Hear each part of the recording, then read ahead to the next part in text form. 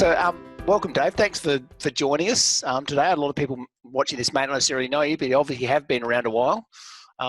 So, just give us a little bit of background about sort of, where you are, where you live now, and I suppose, how you first got involved as a technical official.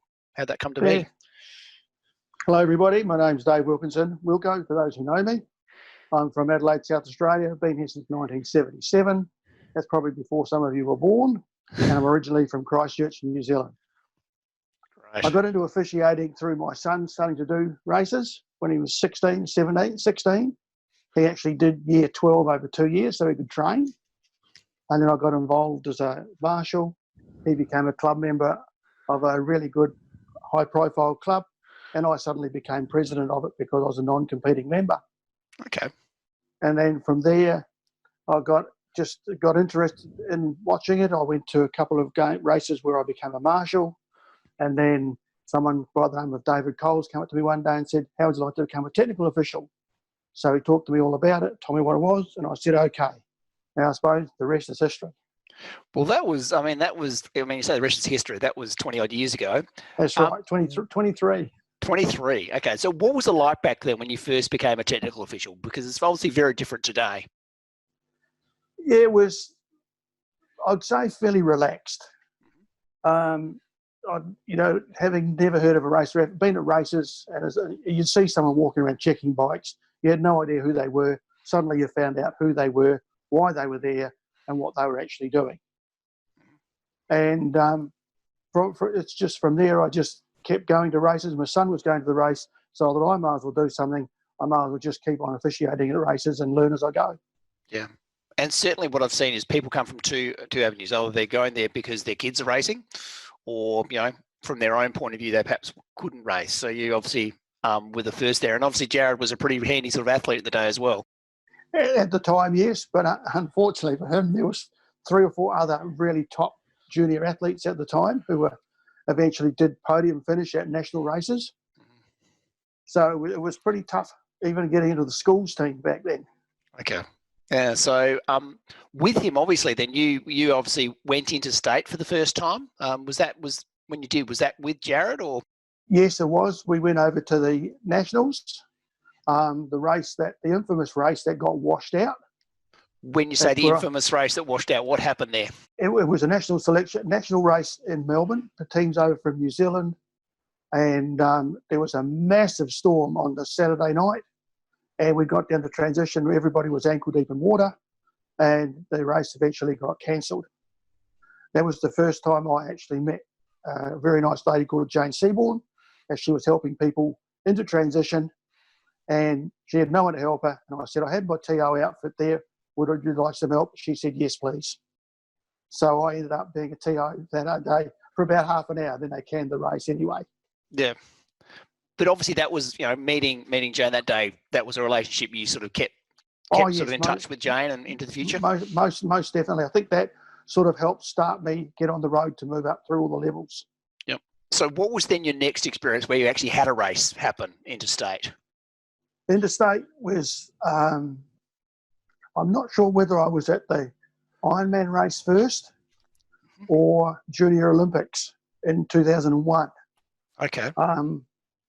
But anyway, I think I must have been at an Ironman race first, because through race directing, which we'll talk about later, I had met Ross McLennan. Yep. And he had invited me up to Ironman. Yeah.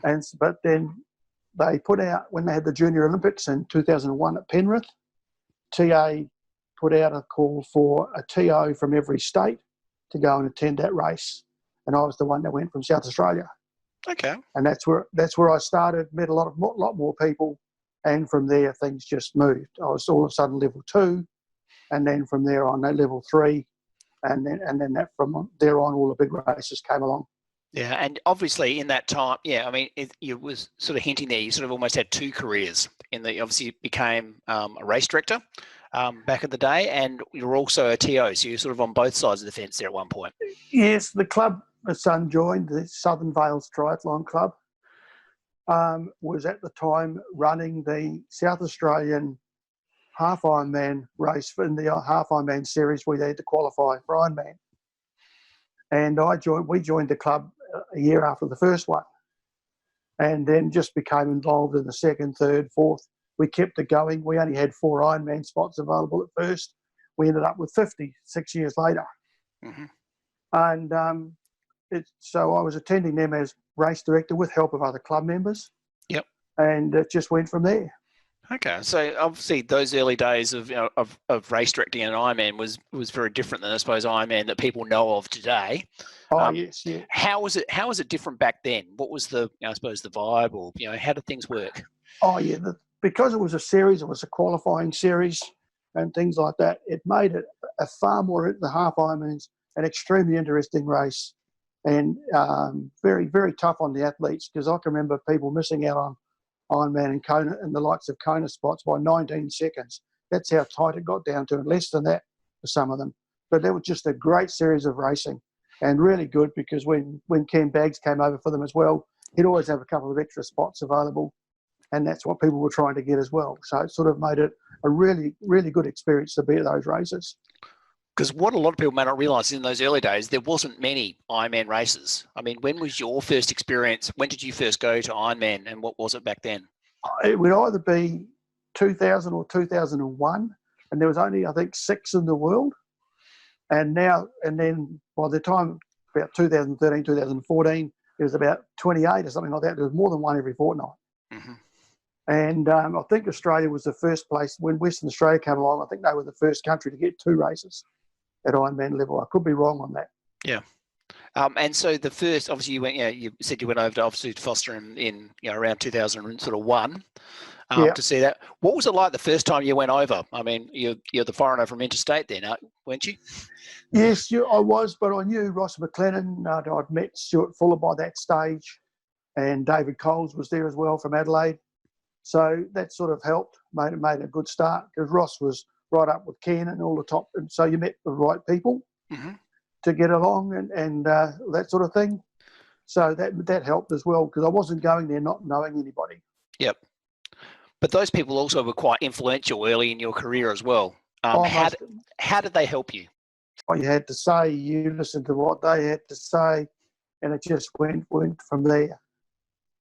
Any problems on the phone to one of those people, never a problem. Yep. It was always sorted. So I thank all those people, for getting me to where I got to in my career. Yeah. And that's something I think, you've obviously then passed on to other people over the years anyway, and sort of guided people, and you certainly, guided myself. For those that don't know, Wilko was actually the person who led my first level 1 course and got me introduced and got me along to my Ironman my first year. So, yeah, thank you for that. And you've obviously guided a lot more people since. It was a pleasure. I wish there were more like you.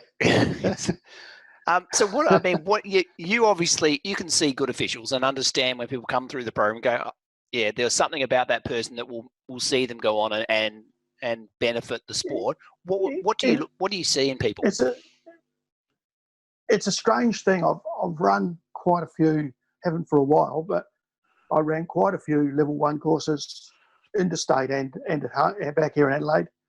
And it's quite strange. I think within 20 minutes, you can go around the table and say, they won't make it, they won't make it. Yes, they could, they might, they will.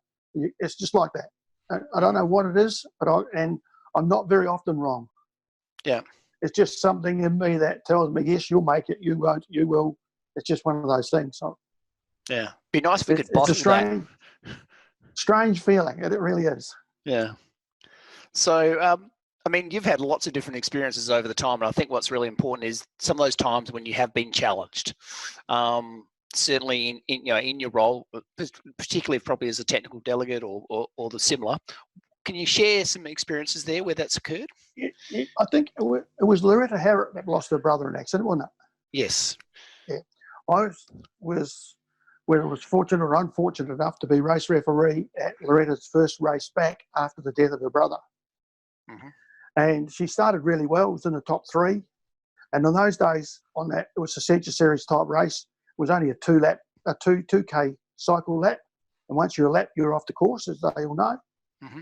And she got bike troubles and was lapped, but did not leave the course.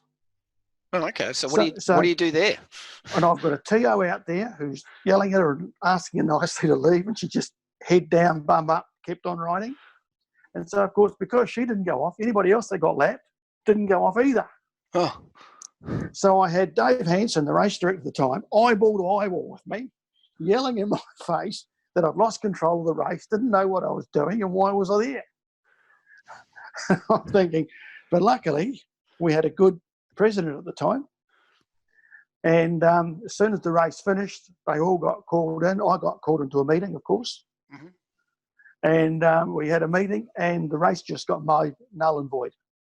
Okay. And they organised another race down the track. Luckily for me, the men's race went like clockwork. Mm-hmm. And then before I leave any race, I always go and speak to the race director. No matter what's happened throughout the day, you say thanks. And if you've got any problems, you sort them out there and then. So there's nothing carried over. And Dave Hanson and myself are probably now good friends. Okay. From that, we had a good chat. And then 2 weeks later, I was down in Geelong for another race. So we were good from there on. That's great. So the old Ascension series, for those that don't know, was the old sort of Grand Prix that was sort of made for television prior to sort of, triathlon being in the Olympics. What was that like, being involved with that? Oh, absolutely magic. You really looked forward to going to the next race. The atmosphere, going down to Geelong and having that amphitheatre packed with people, and the atmosphere, it was all fast, it was all quick. There was no second chance for anybody or anything like that. It was just an amazing atmosphere and a great race to be in attendance at. It really was. Yeah. And of course, when you're in the STT, you've got the best seats in the house for that sort of racing. Yeah. You just see everything that's going on. But obviously a bit of pressure on there as well, because it happens fairly quickly, and all the sort of different formats that they had, you had to often make some quick decisions. Oh yes, you do. Yeah, there was one event where the eliminator, where only the first 16 qualified for the first race, and they halved that again, and there was an argument over someone finishing, and Mac, I think, pulled out of a race, and they wanted to get Robbo in. So and all the other market were arguing about it, and it was a deep water start, so we're out in the boat, they're still arguing about it, and I pulled the starter gun while they're still having an argument whether Robbo should be racing or not. Yep. And I just pulled the starter gun, the way they all went, and nothing more was said after the race, because it came down to sponsors wanting 8 in the final or 16 in the final, whatever it was. Right. Oh, and so Robbo did start on that occasion. Robbo did start on that occasion, yes. He was one of the 8 in the water, so yeah. Yeah. So there might have been 12 in the water, but there was something like that anyway. Sponsors wanted X number of people in the final race, and that was it. That's what they got. Yeah, and obviously you've witnessed some of our world champions of that come through the sport at the time, and had certain challenges with them as well. I noted in your time. Oh yes, who was my good mate in Abu Dhabi? What's his name? Mr. Abu Dhabi. Can you think of his name? I can't think of it at the moment. No. I had a run-in with him, and so, but in one of the races over there. But Faris Al Sultan. That's the one. And then incidentally, so did Ross McLennan over at Kona. So what's the difference? Yeah. You can't win. Right? But what do you do in those situations? Yeah, where you don't necessarily see eye to eye with an athlete. How do you deal with that situation? It's probably what is key for people watching this. Well, over in Abu Dhabi was a totally different thing. I took the lead 15 people, and I had another technical official supposedly taking the next 15. Mm-hmm. And we're almost halfway through the first lap, and this guy comes up. They're all drafting. I'm saying, who? I've got 15 in front of me. None of them are drafting. Oh, they're all the ones behind me. I said, I can't see them. There should be another TO. He's not there. They're all drafting. And that was it. He just rode off, and I never saw him again. And then at presentation, this is probably 4 hours after the race, 5 hours after the race. It was a dinner and then presentation that night. He came up to the TD and myself, and you can just tell by his body language, he was seething, and he just tore us to shreds. Literally tore us to shreds. And it was quite astonishing. This is well after the race. He was still on about it. And so there were, when the TD got back to the UK, there was an official complaint put in, and he never came to the last 3 races. Okay. And this was the Abu Dhabi International, wasn't it? It's quite a unique event. Yeah. Just for those people who don't know, what was the distances and that involved with this event? It was a 3-kilometre swim, a 200k bike ride, and a 20k run. Yeah. And had prize money of $250,000. And what did the athletes like about that style of racing? When it was out. Well, the series didn't really take off. They hoped it would. It was in Europe for a while, but didn't really take off. One of the guys that won it one year, 2 weeks later, won Ironman Melbourne. Okay. So there's a very quick recovery from only having to run 20k instead of 42, even though they'd done 200k on the bike. And the bike leg was pretty tough because you're going from island to island over there, and the bridges, and they weren't just little fairly flat bridges, they were actually quite steep. And when you're doing 3 laps and you've got about 8 hills of going over these bridges, it was a pretty tough course. And it can get pretty windy over there too, I gather. Oh yes, we had a dust storm one year. Matty White from South Australia was over there that year. Yep. And didn't really enjoy it too much. Well, so you've had a range of experiences. I mean, obviously a unique experience going over to Abu Dhabi there for 4 years. 5 years. 5 years with the Abu Dhabi International, which was great. Yeah. The Essentia series in the early days.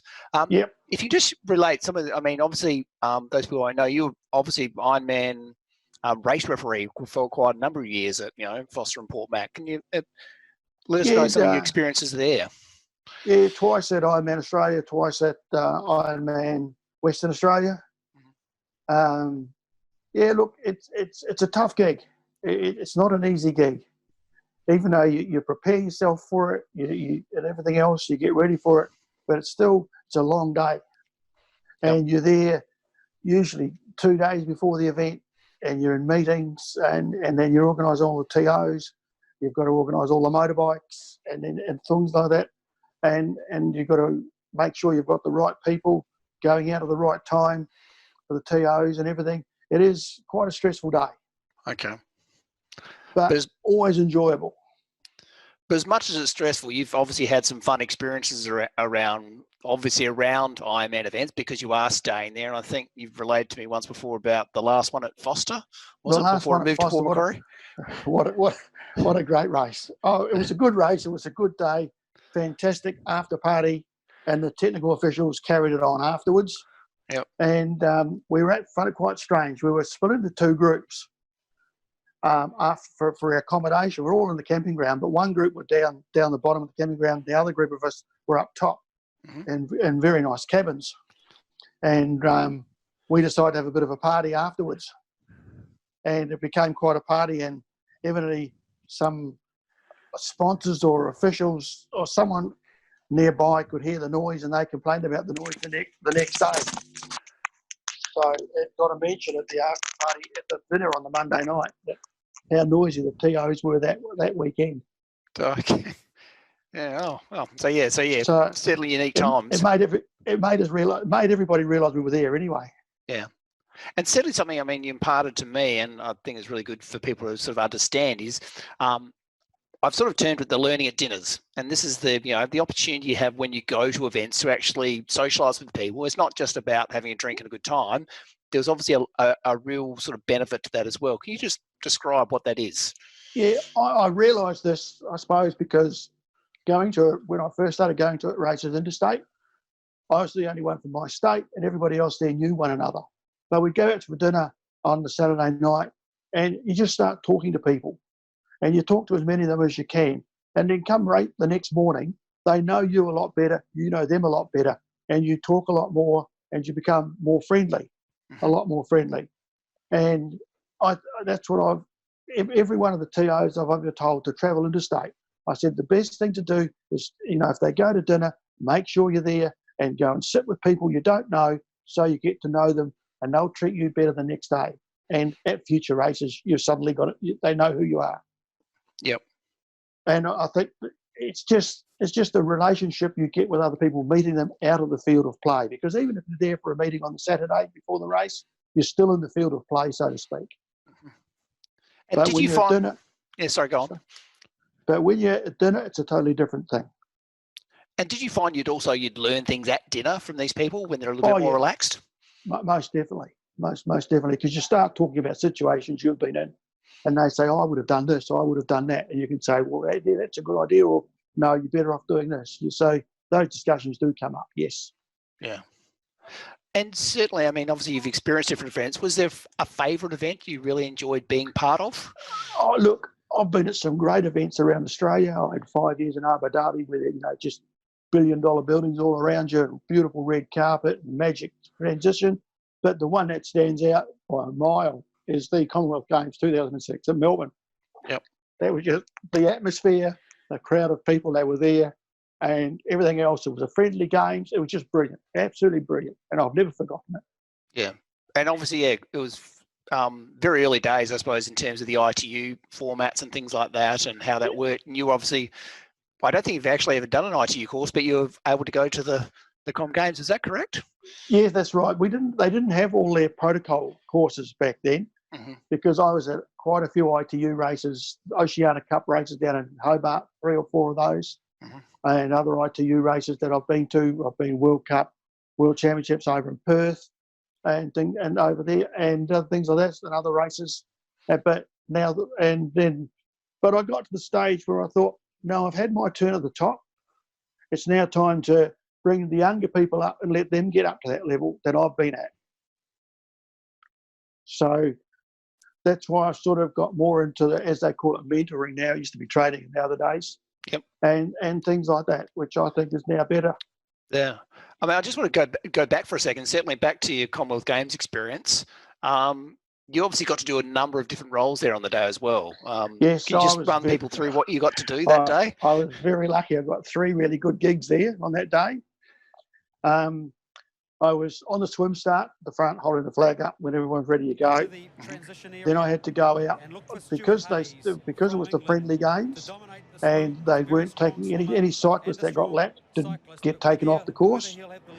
And I had to go out to the place where the runners and the cyclists would meet at some stage and direct cyclists one-way, runners make sure they went the right way and kept right up to whichever side of the road they were supposed to be on. And then I was holding the flag on the finish chute. And, of course, Australia got gold on the stem of Snowsall, got gold for the females, and Brad Carfelt, is it? Yeah, Carfelt, yeah. Got gold for the men, and so it was a great day. Unfortunately, us Kiwis got 2nd and 3rd, I think, or 3rd and 4th down there somewhere. But anyway, we were told, and the athletes were told beforehand, because when they crossed the finish line, they had to go down a chute, and the media were waiting for them down there and things like that. And they were told not to come back up the finish chute up to the finish line. But we had been told, because Jane Seaborn was on the other side to me, and we were holding this thing up for the winners to run through. And we were told when the 7th person has crossed the line, we turn around and walk back down the chute into the athletes area and disappear, get out of sight. That was very good. The females have finished, the 7th person's gone through. I turned around to take about 3 steps, knock into somebody. Who was it? Emma Snowsall. What are you doing up here? She's lucky I didn't swear at her. Yeah. And I said, what are you doing up here? Well, that was on television all over New Zealand because all my friends and relatives saw it, but I've never seen it. Oh, okay. Oh, there we go. I have to see if we can hunt that one down. That moment. I've never seen it. And obviously, over the time, you've had some funny experience, I suppose, that people might relate to at your events over those times. But another thing, just one thing I did learn from the Commonwealth Games was the after party, the politics of the sport. And I thought, no, that's not for me. Yeah. You can edit that out later if you like. Yeah, no, that's fine. I mean, there's politics in all things, and that's sport or officiating is no different. So certainly there, no issue with that at all. In terms of that, go on. Some funny things. Yeah, there was a race. I reckon it was St Kilda, and there was a teams race. It was an age group race, and there were teams in it. And one guy comes running past, and he's going past all his mates and through a big crowd. And his mates are really hassling and giving him a real hard time. So he stops, drops these stacks, and gives him a brown eye. Well, he thought it was funny. His mates thought it was funny. I thought it was funny at the time. But when you realise there was, mums, dads, kids there, and everything else like that, did not go down well at all. Yep. And a little coloured card came out of my pocket because I happened to see it as well. Yep. And an apology to the race referee afterwards, to the race director, afterwards as well. Yeah. That was one. But I think it's funny now. Yeah, it's funny now, but certainly, it's funny to have to deal with it at the time as well, under the rules. Another Oceania Cup over in Hobart, there was a junior race, and doing their short lap, go through the finish chute and they come back round. One of them got bike troubles right in front of everybody, coaches, spectators, the finish chute, the whole lot. He gets bike trouble. He gets off his bike, picks it up, and literally throws it over the fence. Actually threw it over the fence. And so, of course, I had to go up to him and say, well, sorry. I actually said to him, go back to your hotel, get cleaned up, have a shower, because it was a junior race. There were still all the senior races to go. And I said, come back and have a chat to us. So that's what he did. Yep. But at the time, it wasn't funny. But when you look back, you think even he would laugh about it now. Yeah. It's just one of those. It's just one of those things that happen. But it just, if he'd been another 300 metres down the track, no one would have seen it happen. Yep. For sure. So, with obviously, you've been on sort of both sides of the fence, and for those, those officials watching this, that obviously gives you I suppose, a depth of experience. One being a race director at the, the half Ironman series, and also, being an official at a fairly high level. How do you think, the two things sort of contribute towards you being a really good official? I think being a race director, you need to know everything that's going on around you. Being a race referee, it's exactly the same. You've got to know everything that's going on around you. I can remember coming back from Melbourne when there was a real hassle going on. I can't remember what the hassle was with all states. And I came back from a race in Melbourne, went to the board meeting and said, this is what's going to happen. And the president at the time shot me down to pieces. No, it's not. No, not a hope in hell of that happening. Anyway, what I told him did happen. And he said to me one day, how did you know that? I said to him, as an athlete, you're going over as an athlete. You're not going over as president of Tri-SA. You're going over as an athlete. You look after your 2 square metres in transition. That's all you have to worry about. I said, when I go over there as a race referee, I've got to know everything that's going on. So I'm talking to everyone that's involved, race directors, everybody that's involved, other people from other states, the whole lot. So I said, I find out things. I get told things. I find things out. And I start asking questions when I know these little problems are about. And then he realised then just what happens when you... That's where I realised there's how much being a race director helps you in officiating, because you've got to realise what's going on all around you. And you should always, even as a race referee, if you're out on the motorbike, I always remembered where 1, 2 and 3 were on the bike. So if anything happens, at least we can go and catch them up if you have to for any reason. You know where they are. So it's just a matter of learning to know what's going on all around you, know where everybody is, know where all your TOs are going to be, what they're doing, going checking on them through the race if you get the chance, all that sort of stuff. And that's, having that, obviously, the race director, you are responsible if something goes wrong, it is, that's right. It is you on the line. And certainly as a race referee, it's a little bit different. You don't have that necessary responsibility, but you do have a level of responsibility to the event and obviously to your officials as well. That's right. Yes. Yeah. So you learn how to handle that responsibility, and you actually learn to read how the race is going a lot better as well once you've been race directing, because you know what's going on, where everything's happening. And I think you learn to read a race a lot better. Mm-hmm. Like a lot of people read a game of football pretty good. Yep. I think I got the idea of how to read a game, how the race was going. So I always knew where things were, who was where, and who was in front. Mm-hmm. And that, having that sort of overall picture is certainly valuable. So if something does come out from left field, you are better prepared, I suppose. Most definitely. Just to certainly deal with that. Yeah. You've witnessed a lot of finish lines and start lines and things over the time in the sport. Is there some sort of inspiring moment or something moment you sort of go, oh wow, that was great that I saw that or was there for that?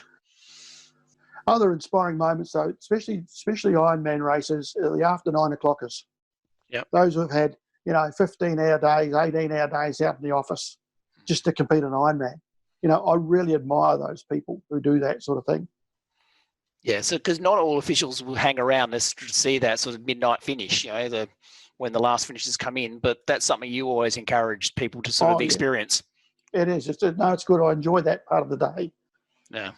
Because your job is basically finished, because no one's going to put a protest in when they're finishing after 9 o'clock in the evening and it's dark. But they've got the music going, the crowd's there. It's just a great atmosphere. If you were to give, 3 pieces of advice, you can give more or less, to new officials coming into the sport now and how they can sort of grow and develop as official, what would that sort of be for people, do you think? Well, I'll say first of all,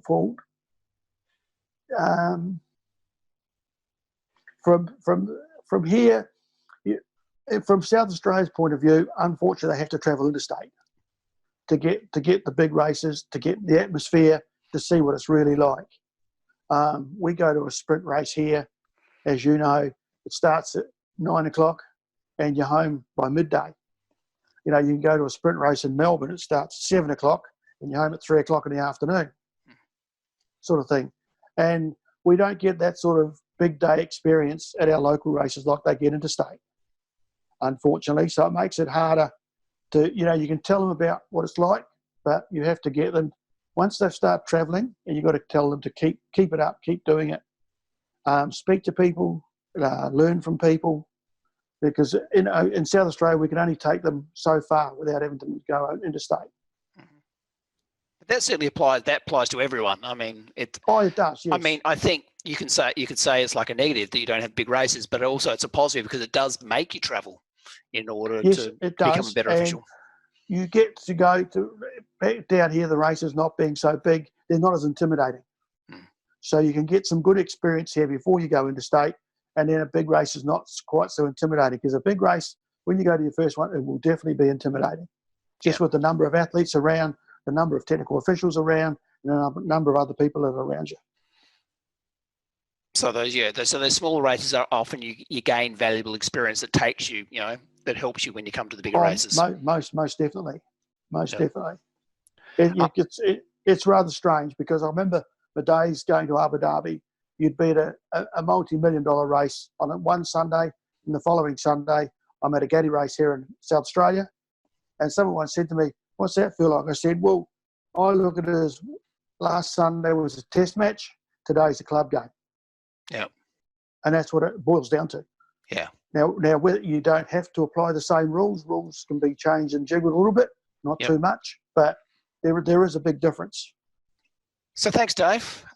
We might sort of bring it to a bit of a wrap there, and but I'll certainly love to come back and probably revisit some of these subjects as well in the future. Yep, that'd be good. Not a problem.